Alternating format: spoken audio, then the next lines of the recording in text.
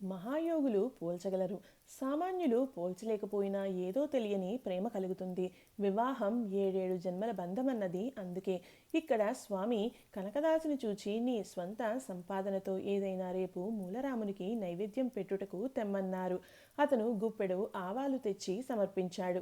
స్వామి అది శిష్యులకు ఇచ్చి ఆ రోజు వంటలో ఆ ఆవాలు విరివిగా వాడాలని చెప్పారు. అయిష్టంగానే ఆజ్ఞ అమలు జరిగింది. ఎందుకంటే ధనుర్మాసంలో ఆవాలు నాలికకు తగలనివ్వరు శ్రోత్రియులు. నైవేద్యం పెట్టి మూలరాముని అర్థించి కనకదాసుని ముక్తిని చేయమని వేడుకున్నారు. కనకదాసుకి తీర్థం ఇచ్చారు. తీర్థం తీసుకున్న తక్షణమే అతను కట్టెలా పడిపోయి ప్రాణం విడిచి ముక్తుడయ్యాడు. గుసగుసలాడిన శిష్యులు గుడ్లప్పగించి చూశారు. ప్రహ్లాదుడి కోసం శ్రీహరి ఎన్ని అవస్థలు పడ్డాడో చూడలేదా? తన భక్తుడికి బాధే కాదు, కోపం వచ్చినా ఆయన తట్టుకోలేడు. తన భక్తునికి కోపం తెప్పించిన వాడి పని పడతాడు. కనకదాసు ముక్తుడైన రోజు గునుస్తూ శిష్యులంతా ఆవాలు రుచి చూశారు. కానీ బెడరహళ్ళి శ్రీనివాసాచార్యులను పండితుడు మాత్రం ససేమీరా ఆవాలు తాకనన్నాడు. బ్రాహ్మణుని అభోక్తగా పంపరాదని స్వామి వాని ఒక్కని కోసం మరలా వంట చేయించారు. అప్పుడు మాత్రమే అతను తీర్థం అక్షతలు స్వీకరించాడు. నెమ్మదిగా స్వస్థలం చేరాడు. మ్లానవదనుడైన తన తమ్ముగమనించి వాని అన్న అడిగే వాస్తవంబు తెలుప వేరు వంట తీరును విని అన్న మందలించి స్వామి మహిమ చూపే. తమ్ముని కొంగుముడిలో ఉన్న మంత్రాక్షతలు నల్లగా మారిపోయి ఉన్నవి. అతడు తమ్ముని కఠినంగా నిందించి తక్షణమే క్షమాభిక్ష వేడుమని స్వామి వద్దకు పంపెను. కన్నీటితో క్షమ వేడిన అతనిని దీవించి మూలరాముని నైవేద్యమునిచ్చి పంపారు రాఘవేంద్రులు. వేద సంప్రదాయముగాక మధ్యకాలంలో కుహనా పండితులు అజ్ఞానంతో కొందరు సద్భక్తులను అవమానించి బాధింతురు. తన నివేదన స్వీకరించని శ్రీనివాసాచార్యులపై రాఘవేంద్రుల క్షణకాల ఆగ్రహం మూలరామునికి అంతులేని ఆగ్రహం తెప్పించింది. పర్యవసానం రుచిచూచి లెంపలేసుకున్నాడు అజ్ఞాని.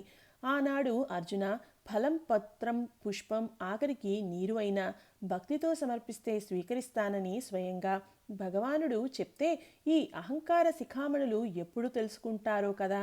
స్వామి ఆ విధంగా కొంతకాలానికి సంస్థానంలో సహా కందనాతి చేరుకున్నారు. తల్లిదండ్రులు లేని అనాథ బాలుడు ఒకడు జీవనానికి గొర్రెలను కాస్తూ స్వామికి కనపడ్డాడు. ఏ పూర్వజన్మ పుణ్యం చేతనో స్వామికి భక్తితో పాదాభివందనం చేశాడు. స్వామి వానిని ప్రేమగా దీవించి కష్టం కలిగితే నన్ను తలుచుకో అన్నారు. ఈ జీవన నాటక రచయిత దర్శకుడు ఆ శ్రీహరి. నాటకంలో ఒక అంకం అయితే కానీ ఇంకొకటి రాదు. ఈలోగా ఆఖరికి ఆ దర్శకుడు కూడా ప్రేక్షకుడే, ఏమీ చేయడు కూడా. అందుకే రాఘవేంద్రులు ఆశీర్వదించారు అంతే. ఆదవాని నగరం నేటి ఆధోని సిద్ధి మసూద్ ఖాన్ అనే నవాబు పాలనలో ఉండేది. అతను బీజాపూరు సుల్తానుకు కప్పం కడుతూ ఆధోని మండలాన్ని పాలిస్తున్న నవాబు. ఒకరోజు వచ్చి మార్గమధ్యంలో వార్తాహరుడొకడు అశ్వంపై వచ్చి సలాం చేసి సుల్తాన్ నుంచి లేఖ ప్రభు అని లేఖనొక దానిని అందించాడు. చదువుట రాదు నవాబుకు. అదవానికి దూరమైన అడవైపోయెన్. వెదుకుచు చదువరుకై చెను. అదెవో కనపడెను ముందు ఆ వెంకన్నే. బ్రాహ్మణ యువకునిలా కనిపిస్తున్న వెంకన్నకి చదువు వచ్చి ఉంటుందని తక్షణం ఆ లేఖ చదవమన్నాడు. చదువు రాదు అన్నాడు అతడు. తల నరుకుతా చదువు అన్నాడు నవాబు. రాఘవేంద్ర పాహి పాహి అని స్మరిస్తూ ఆ లేఖ చేతుల్లోకి తీసుకున్నాడు. గొప్ప విచిత్రం జరిగింది. తనే ఆ ఉత్తరం రాసినంత తేలికగా చదివాడు వెంకన్న. నవాబు సహాయంగా పంపిన సేన విజయం సాధించిందని సుల్తాన్ కృతజ్ఞతతో వ్రాసిన లేఖ అది. మసూద్ ఖాన్ ఆనందానికి అంతులేదు. రాఘవేంద్రుని కృపా వృష్టి కురియడం ఆరంభమైంది. గొర్రెల కాపరి వెంకన్న నవాబు గారి మంత్రి అయ్యాడు. ఇదంతా స్వామి దయకదా. ఇక అతను ఎప్పుడూ గురుడే తెంచెను. ఎప్పుడు తన వృద్ధి చూపి ఈప్సిత మొదవన్ ఎప్పుడు కాలికి ముఖ్యద ఎప్పుడు నా రుణము తీరు ఈ విధి తలచెన్. తమ తీర్థయాత్రల్లో స్వామి శ్రీముష్ణము అను ఊరు దర్శించారు. ఒకప్పుడు శ్రీమధ్వాచార్యులు వారు అక్కడికి వచ్చి దండతీర్థమును కోనేటిలో స్నానమాచరించారు. నేటికి ఆ కోనేరు ఆ సంఘటనకి సాక్ష్యంగా నిలిచియున్నది. ఈ విధంగా దీర్ఘయాత్ర తరువాత స్వామి కుంభకోణం చేరుకున్నారు. పూర్ణ కుంభ స్వాగతం లభించింది. స్వామివారికి మంగళహారతులు ఇచ్చారు. స్థలము మారడి సమయము సంభవించే పాలనాపరమైనట్టి పలు విధముల మార్పులొనరించిరా స్వామి మఠములందు ఆదవాని నగరు చేరి ఆదిలోనే ఆ కార్యక్రమంలో శ్రీ చక్రపాణి సారంగపాణి దేవాలయముల ఆధ్వర్యము అహోబిల మఠమునకు అప్పగించిరి. కుంభేశ్వర దేవాలయము కంచి కామకోటి మఠమునకు అప్పగించారు. నవబృందావనం వెళ్ళి తన గురువు శ్రీ సుధీంద్ర తీర్థులను మనసారా స్మరించి పూజించారు. ఆపై శిష్య సమేతంగా ఆధోని నగరమునకు బయలుదేరారు. ఇది వరలో శ్రీరాఘవేంద్ర తీర్థులు కృపార సంబున గ్రోలిన వెంకన్న అను గొర్రెల కాపరి విద్య అనాయాసంగా పొంది ఆదవాని నవాబు సిద్ధి మసూద్ ఖాన్ గారి వద్ద దివాను అయిన సంగతి తెలిసినది. 1000 కనులతోటి వెంకన్న స్వామికై వేచియుండే దారి కాచియుండే భక్తుల గోర్కె తీర్చ వచ్చి విడిది చేర తెలిసే జేరిరెల్ల దివ్య చూడ. బీజాపూరు సుల్తాను గారే స్వామి దీవెనలు పొందాడు అంటే వాని సామంతుడు ఆదివాని నవాబుకి స్వామిని చూడటం తప్పనిసరి. నిత్యము వెంకన్న 1000 నోళ్లతో పొగుడుతూ ఉండే స్వామిని పరీక్షించాలనిపించింది ఆ తురుష్టునకు. రానున్న రోజుల్లో ఇదే నవాబు ద్వారా వెంకన్న ద్వారా జరగబోయే జగత్కళ్యాణ కార్యక్రమం తెలిసిన వారు గనుక స్వామి తమ దర్శనం కోరిన నవాబుకు మరుదినం రావాల్సిందని ఆహ్వానం పంపారు. హేయంబైన మనస్సు తాను తలుచున్ హీనంబుగా అన్యులన్ ఆ ఆలోచన లేని తుంటరియు తానా రాఘవేంద్రున్ కిడెన్ మాయోపాయము చేత దాచి రుధిరం మాంసంపు ఖండంబులన్ బోయన్ స్వామికి ముక్కి పెట్టమనే ఆ భోజ్యంబు నైవేద్యమున్ చాకచక్యముగా కళాత్మకమైన దివ్య వస్త్రాలలో ఉంచిన ఆ కుత్సికం స్వామికి తెలియదా? వెంకన్న బాధపడుతున్నా ఏమీ చేయలేని పరిస్థితి. స్వామి చిరునవ్వుతో మంత్రజలం ప్రోక్షించి దివ్య ఫలపుష్పాన్ని నైవేద్యం సమర్పయామి అన్నారు. అని వెంకన్నను నైవేద్యం పంచిపెట్టమన్నారు. మసూద్ ఖాన్ గారి మాట పడిపోయినంత పని జరిగింది. ఆ నైవేద్యం పండ్లు పుష్పాలే. ఇక మసూద్ ఖాన్ గారు కడిగెను పదములు వెచ్చని తడియారని కంటనీట దయ క్షమవేడన్ ఎడయక బ్రోచెడి స్వామియు కడు పుణ్యము మూలారాము కరుణ గనియనిన్. అటుపైన తన పాప పరిహారార్థం స్వామికి ఏదైనా ఇస్తాను అడగమన్నాడు. స్వామి నిస్సంకోచంగా ఆదవాని తాలూకాలోని మంచాల గ్రామం తమకు ఒసంగమని అడిగారు. ఇంకా పెద్ద గ్రామాన్ని కోరమని ఎంత వేడినా స్వామి ససేమీరా అన్నారు. మసూద్ ఖాన్ మంచాల గురించి విచారించగా అది ఒక ఖాజీకి ఇదివరకే ఇయ్యబడిందని తెలిసింది. ఆ ఖాజీకి వేరొక గ్రామము ఒసగి స్వామికి మంచాలను అర్పించి తన ఆశయం నెరవేర్చుకున్నాడు. తను రుణ విముక్తుడు అయ్యాడు. పర్యవేక్షించి ఆ పని భక్తుడైన తాను వెంకన్న తను కూడా తనదు రుణము తీర్చుకొని కొంత సేదను తీరినాడు. నేడు మంత్రాలయం బందే నిజము దివియే.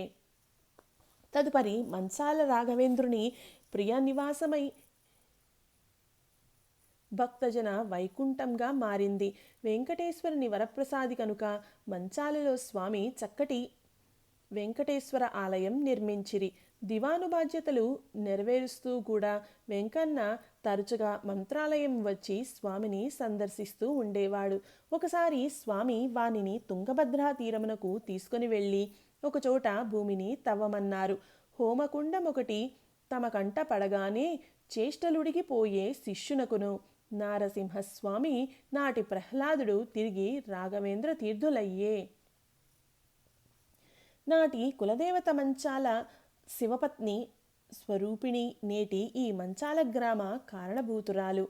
ఇంకొక విశేషం ఏమంటే ద్వాపరయుగంలో జైత్రయాత్రకు వెళ్ళిన అర్జునుడు ధనుంజయుడు అయినప్పటికీ ఈ హోమకుండమును కప్పియున్న నేలపై రథమును నిలిపియున్న అణుసాల్వుడను రాజు చేతిలో పరాజితుడై ఆఖరికి శ్రీకృష్ణ భగవానుని సలహాతో యుద్ధభూమి మార్చి మాత్రమే గెలవగలిగాడు.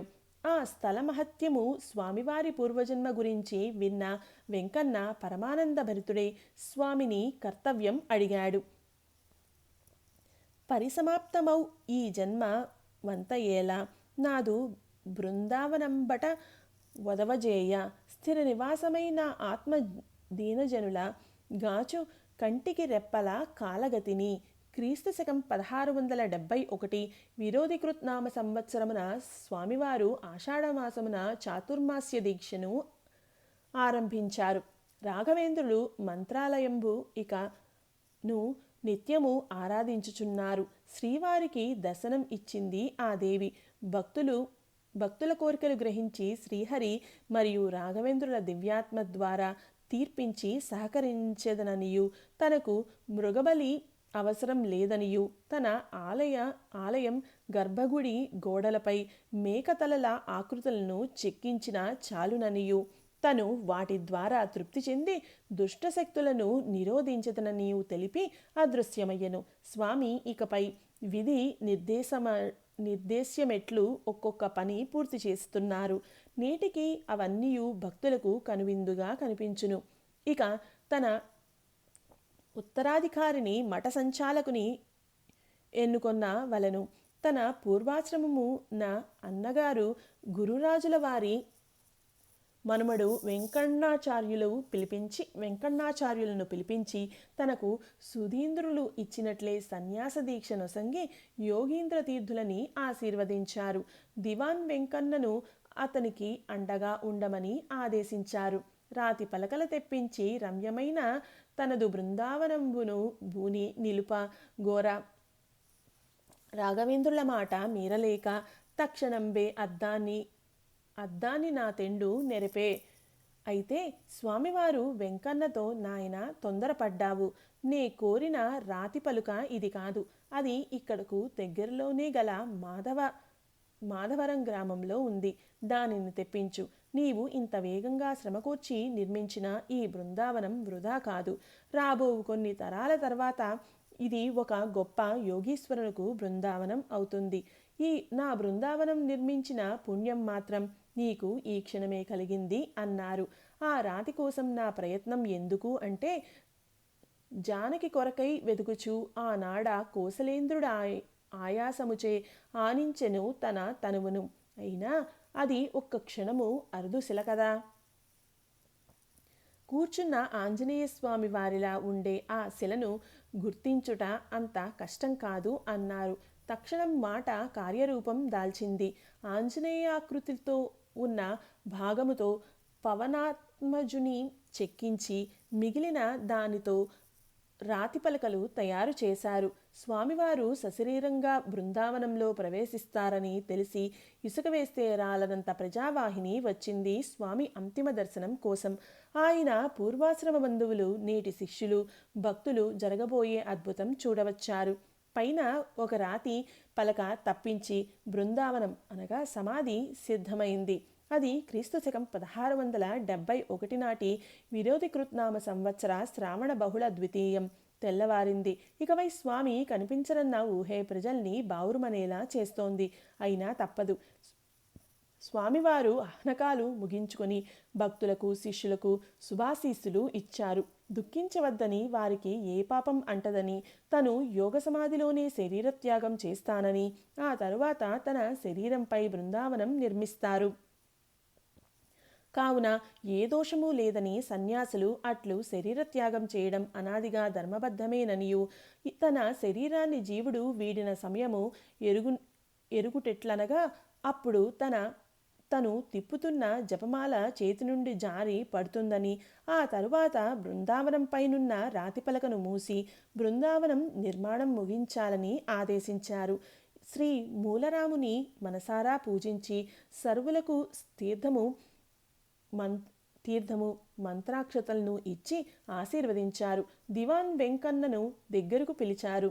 తన బృందావనంలో 700 శాలిగ్రామములు జపమాలతో ప్రవేశించి శాలిగ్రామములను తన చుట్టూ పెట్టించుకున్నారు. శ్వాస నిరోధించి ధ్యానంలో ఉండగా ఉన్నట్లుండి జపమాల ఆగిపోయి చేతిలోంచి జారిపోయింది.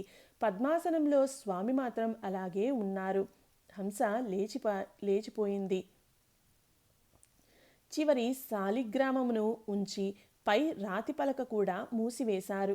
హరిదాసుల హరినామ సంకీర్తనలు, వైదిక బ్రాహ్మణుల వేదఘోష ఒక్కసారిగా ఆగిపోయాయి. కలువలాయ అశ్రువులు కంఠములన్నీ ఊడిపోయే. ఏ నాలుక పల్కదాయను మనంబుల మూగై ఏడ్చి రెల్లరున్. కాలము ఆగిపోయినది కమ్మెన శోకపు చీకటెల్లడన్. కాలుడు క్రూరవంచనను గట్టిగా తిట్టిరి భక్తి కోటియున్. శ్రీరాఘవేంద్ర తీర్థులు తమ బృందావనంలో విశ్రమిస్తున్నారు. ఈ విషాదం ఊహకందదు. నిజంగా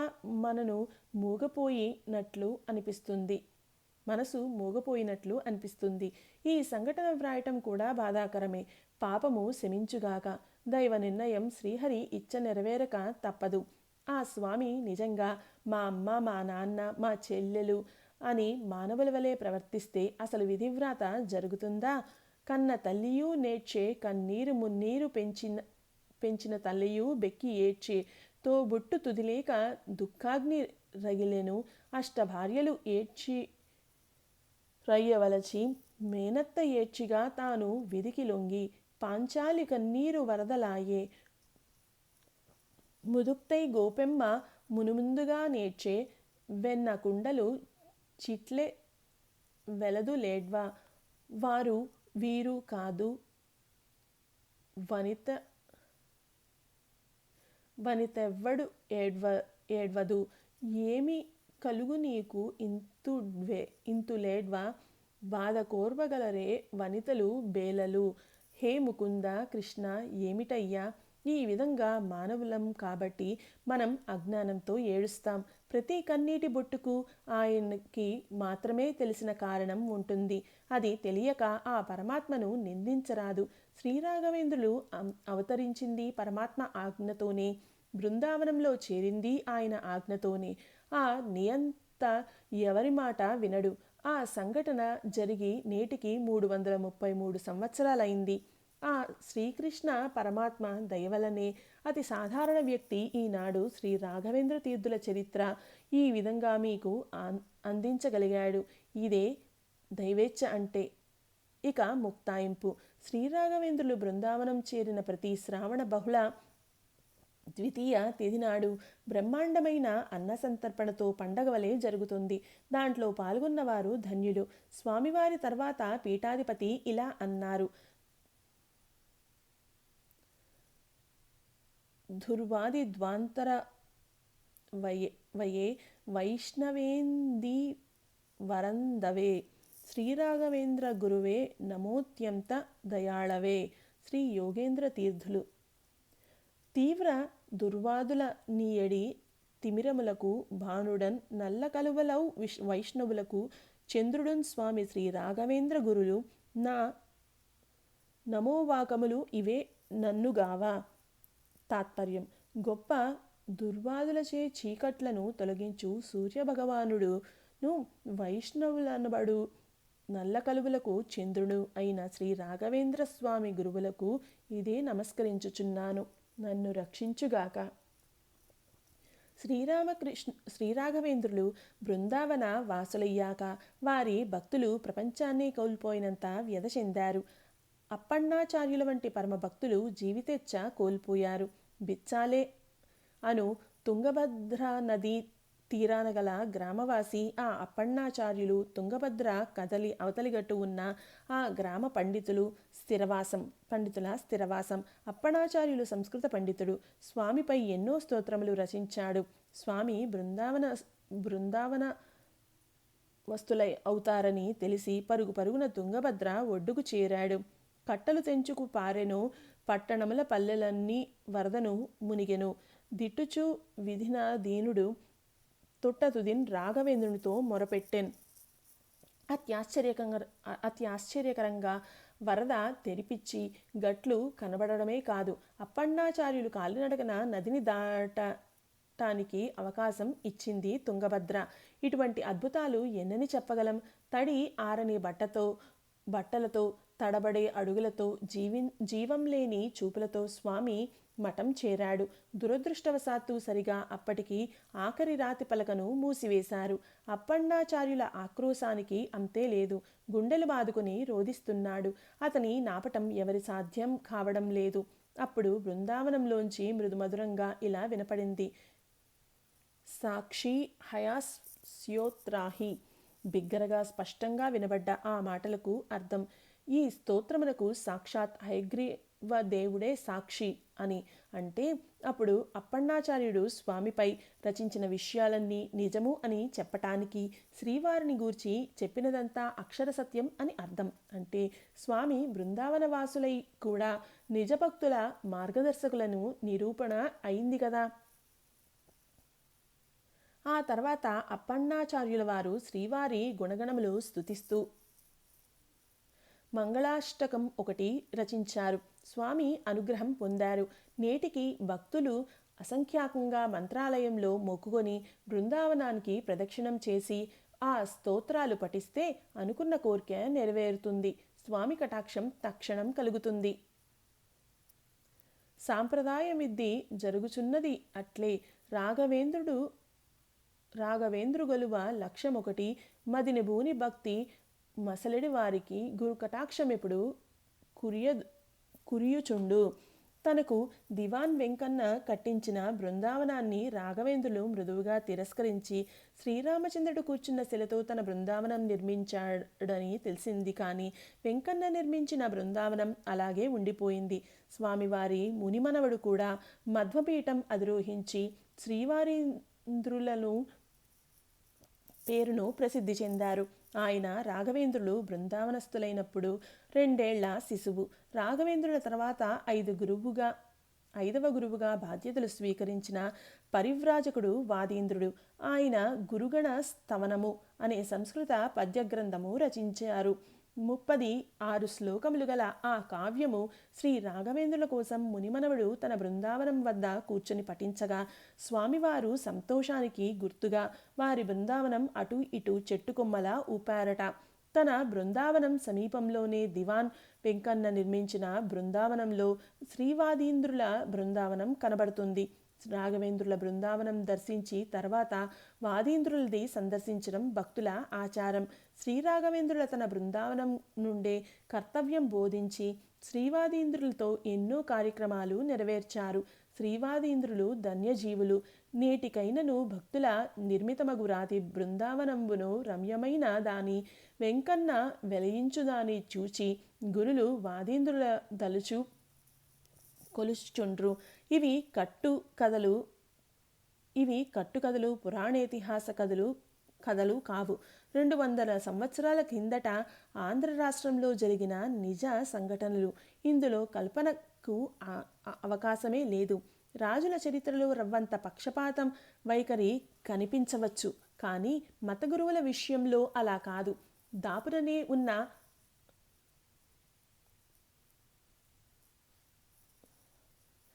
అన్యమతస్థులు చూస్తూ ఊరుకోరు. అసత్య ప్రచారం సహించరు. విక్రమాదిత్యుడు 2000 సంవత్సరాలు రాజ్యపాలన చేశాడు అంటే అది ఉజ్జయిని రాజధానిగా అంటే మనం సందేహాలు వెలిపించవచ్చు. కానీ కళ్ళెదుట కనబడుతున్న మంత్రాలయం కంటే శ్రీహరి భక్తుల గొప్పతనానికి సాక్ష్యం కావాలా? నేను హిందువుని, శ్రీహరి భక్తుణ్ణి. నా వంటి వాడే కాదు, భౌతికంగా కనిపించే దానినే నమ్మే తురుష్కులు, ఆంగ్లేయులు కూడా స్వామి మహిమ అంగీకరించారు. ఒకప్పుడు హరిదాసులు సంప్రదాయం ఆంధ్ర కర్ణాటక రాష్ట్రాలలో విస్తృతంగా ఉండేది.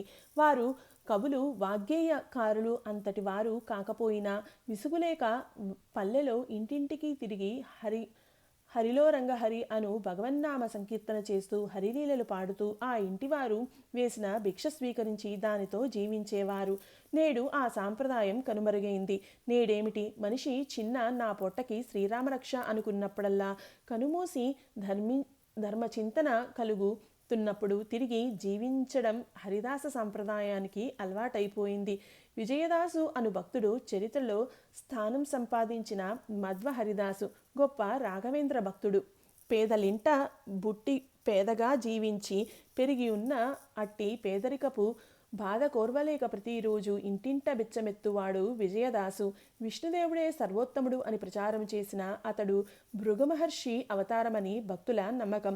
ఈ భృగుమహర్షి త్రిమూర్తులలో గొప్ప ఎవరో నిర్ణయించడానికి వెళ్ళి శ్రీహరి మధ్య చిచ్చు రగిల్చి శ్రీ వెంకటేశ్వర అవతరించడానికి కారణం అయినాడు. రాఘవేంద్రుని తర్వాత ఆ మఠాధిపతిగా ఆరవ గురువుగా ఆ పీఠ ప్రాశస్త్యాన్ని పెంచిన శ్రీ వసుదేంద్ర తీర్థులు శ్రీ విజయదాసు గారి సమకాలికుడు. దాన సంప్రదాయానికి పునర్జన్మనిచ్చి శ్రీ విజయదాసు రాఘవేంద్రుల మహిమలను మూల బృందావనం యొక్క విశిష్టత హరికథలుగా చెప్పి హరిదాసులందరినీ ఆనందపరచుటచే కాక మధ్వ శ్రేష్ఠుల్లో విశిష్ట స్థానం సంపాదించారు. అదేవిధంగా శ్రీ రాఘవేంద్ర తీర్థుల వైభవమును నేలకు 4 చెరుగులా వ్యాపింపచేసిన మరొక మహనీయుడు 18వ శతాబ్దపు శ్రీ జగన్నాథ దాసు. వారి పూర్వ ఆశ్రమ నామము శ్రీ శ్రీనివాసాచార్యులు. గొప్ప పండితుడు. కానీ మహానుభావులకి కొన్ని విషయాలు స్ఫురిస్తాయి. ఇది మనకు యుగాల నుండి తెలిసిన సత్యం. పురాణ యుగంలో దానినే దివ్యదృష్టి అనేవారేమో. ఒక సిద్ధార్థుడు, వివేకానందుడు అలా ప్రసిద్ధికెక్కిన వారే. ఆంగ్లేయుడు దాన్నే వాని భాషలో అదే మాట చెబితే ఆహా ఏం గొప్పవాడండి అంటాం. ఇప్పుడు ఇక్కడ ప్రస్తావింపబడిన రాఘవేంద్రుని భక్తుడికి జరిగిన ఈ అనుభవం మాత్రం నిజం అని నమ్మటానికి వారి మనసు అంగీకరించదు. ప్రకృతి ద్వారా పరమాత్మ తన అద్భుతాలు చూపిస్తూ ఉంటాడు. మనం చూడనంత మాత్రాన అది లేదనటం అవివేకం. విజయదాసుల వారికి స్ఫురించిన సంగతి శ్రీనివాసాచార్యులు శీఘ్రమే మరణిస్తాడని.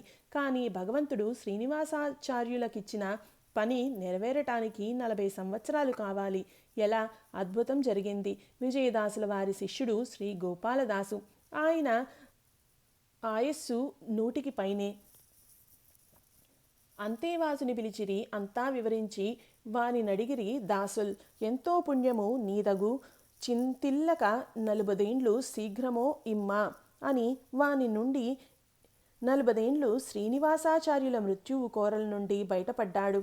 తాను చనిపోయి మరలా జీవించడం తెలుసుకున్న శ్రీనివాసాచార్యులు రాఘవేంద్ర స్వామి వారి గొప్ప భక్తుడై శ్రీ జగన్నాథ దాసులై పండరీపురం దర్శించి తన గురువహంకారం విసర్జించి శ్రీ విజయదాసు గారి శిష్యుడై మధ్వ ప్రపంచానికి ప్రసాదించిన వరం లాంటి శ్రీహరి కథామృత సారము అనే బృహత్ కృతిని రచించారు. శ్రీ జగన్నాథ దాసుల వారు శ్రీ రాఘవేంద్రుల స్వామివారి మహిమను ఆయన గానం చేసిన విధానం చాలా అద్భుతం.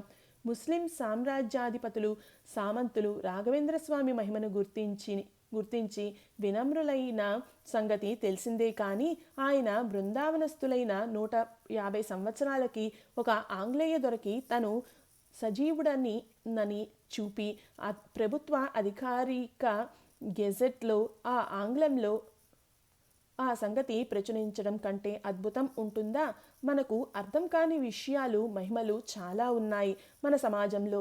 ఆంగ్లేయుల పాలనలో భారతదేశమున్న ఏడి 1812వ సంవత్సరంలో ఈస్ట్ ఇండియా కంపెనీలో బళ్ళారి జిల్లాకు కలెక్టర్గా మేజర్ థామస్ మన్రో అను ఆంగ్లేయుడు పనిచేయుచుండెను. యజమాని సజీవంగా లేని దేవాదాయ ఆస్తులను ప్రభుత్వము స్వాధీనము చేసుకోవచ్చునని ఒక శాసనము చేసి దాని అమలు చేయు బాధ్యత కలెక్టర్లపై ఉంచినది. 1820లో మంత్రాలయ యజమాని రాఘవేంద్రులు జీవించలేరు కావున అది ధృవీకరించమని అధోని తాలూకాదారితో కలిసి కలెక్టర్ గారు నిజ ధృవీకరణకొచ్చారు. రాఘవేంద్రుని బృందావనం దగ్గరకు రాగానే దాంట్లోంచి స్వామివారు వెలువడి మన్రోను ఆహ్వానించడానికి సిద్ధంగా ఉన్నారు. స్వామి ఆయనను ఆహ్వానించి స్వయంగా అద్భుతమైన ఆంగ్లంలో మాట్లాడి మఠం ఆస్తులు ధర్మ సంరక్షణకు, జ్ఞాన ప్రబోధకు, దీనజనోద్ధరణకు ఉపయోగపడుతున్నాయని, వ్యాపార దృష్టి లేదని, ఇంకా ఏమైనా వివరాలు కావాలి అంటే అడుగుమని, మఠం ఆస్తిని ముట్టరాదని సెలవిచ్చారు. ఆ రిపోర్టు అనుమతించవలసింది గవర్నర్. కానీ ప్రమోషన్తో మన్రో కలెక్టర్ గారే గవర్నర్ అయ్యారు. తను వ్రాసిన రిపోర్టు తనే ఆమోదించవలసి వచ్చింది. ఇంకా చెప్పవలసిందేముంది? అదే రాఘవేంద్రుల మహిమ. ఆ రిపోర్టు నేటికి అనంతపురం జిల్లా కలెక్టర్ కార్యాలయంలో ఆనాటి ప్రతిని చూడవచ్చు. ఇంతకంటే స్వామి మహిమ వివరించ అవసరం లేదు. ఇటువంటి అనుభవాలు ఎందరికో అయినవి. వ్రాస్తూ పోతే పేజీలు చాలవు. ఆయన మన కంటికి కానరారు, కానీ మన ప్రార్థన విని ఆదుకుంటారు. 700 ఏళ్ళు మిమ్మల్ని రక్షిస్తుంటానని శ్రీరాఘవేంద్రులు స్వయంగా సెలవిచ్చారు. నమ్మిన నడిచెద నీతో, నమ్మకమే లేని వాడు నా వాడవునా, నమ్మకమవును ప్రధానము, నమ్మకమే శ్రేయమిచ్చు నా దరి చేర్చును. ఇదే శ్రీ రాఘవేంద్ర తీర్థుల వారి దివ్యబోధ. ఓం శ్రీ రాఘవేంద్రాయ నమః. ఓం సమర్థ సద్గురు శ్రీ సాయినాథాయ నమః. ఇది శ్రీ రాఘవేంద్ర జీవిత చరిత్ర సమాప్తం.